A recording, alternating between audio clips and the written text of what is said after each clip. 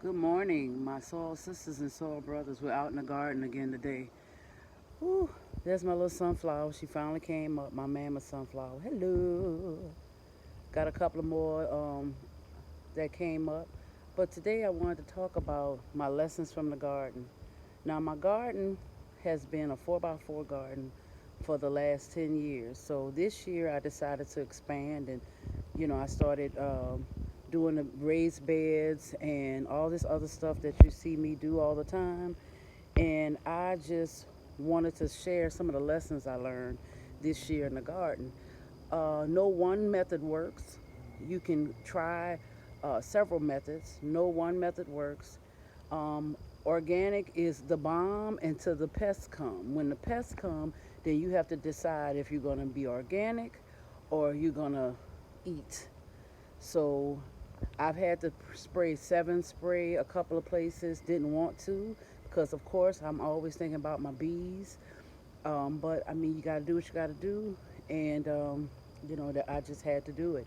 But anyway, it's some things that I have used that I will use again next year. One is the kiddie pool. I will definitely do that again next year. The only thing different is I will put some, what is these things called? T-posts to string them up because these boogers got really, really, really, really big. Okay.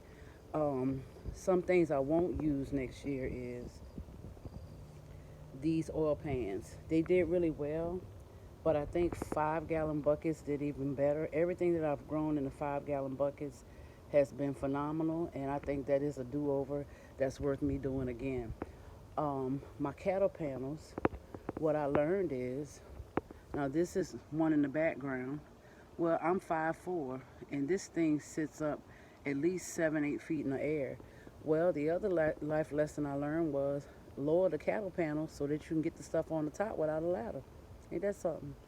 Um, and also the sunlight. We cut some trees back so that we can get some more sunlight, but it wasn't enough. So we are going to move not the planters, but we're going to move some of the plants that we planted this year. We're not going to plant in the same spot. So we learned that. Um, let's see what else over here. This was a good idea. Now this is how my cattle panel should be. It should be lower. And actually, I was fussing with my husband saying, "Oh, it's not high enough," but I can reach everything on it. So that's a good thing. But the pollinator garden, we're going to redo it. We're going to take the cattle panel out and we're going to lay some more tile down on the ground in the back of it so we won't have any more weeds. So we'll change that up and we're going to do cattle panels. Instead of having the cattle panels, well, we won't have this one over the pollinator garden. We're going to run them down the middle of the yard. See, we have all this big open space and we have all this stuff on the wall close to the house. Well, we're going to do 2 cattle panels down the middle of this area. And instead of having a bed, we're going to do buckets. I mean, the buckets were bomb. I have to say that. The buckets were easy to water. Um, they just do phenomenal. I mean, look at Barry. Barry behind me. Poor Barry and fell down about 5, 6 times because it's so heavy with fruit. It's fruit all over the place, and we picked it up like 5 times. We get a lot of wind gusts back here. My Scotch bonnet over here. This is my winter sown Scotch bonnet. It is full of fruit.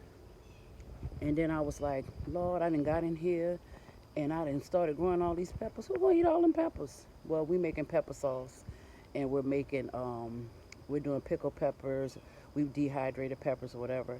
But I mean, I just wanted to try some different things. And another lesson is you don't have to grow everything. But it was fun growing, it was fun learning.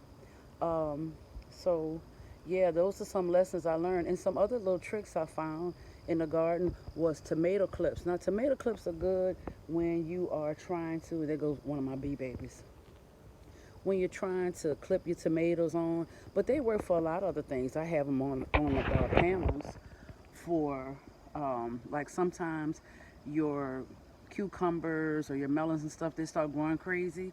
Well, I use the tomato clips to kind of control them a little bit. learned about using stockings for your produce to keep the birds and stuff from eating them because they don't like the texture in their mouth. Isn't that something?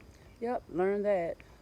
So I am excited about the blessing that God has given me to be able to do all these things, to learn from this. I also learned that um, putting fish or shellfish under your tomatoes or any of your fruit and plant, it really does a phenomenal job. This is my tomato area. Haven't had one iota of blossoming rot. Haven't had viruses and stuff. Hadn't had to prune from having viruses. It did really well. So I will be using fish and garden lime. I thought that worked phenomenal. So they're still producing. Everything's producing. Everything looks good over here. I'm harvesting daily.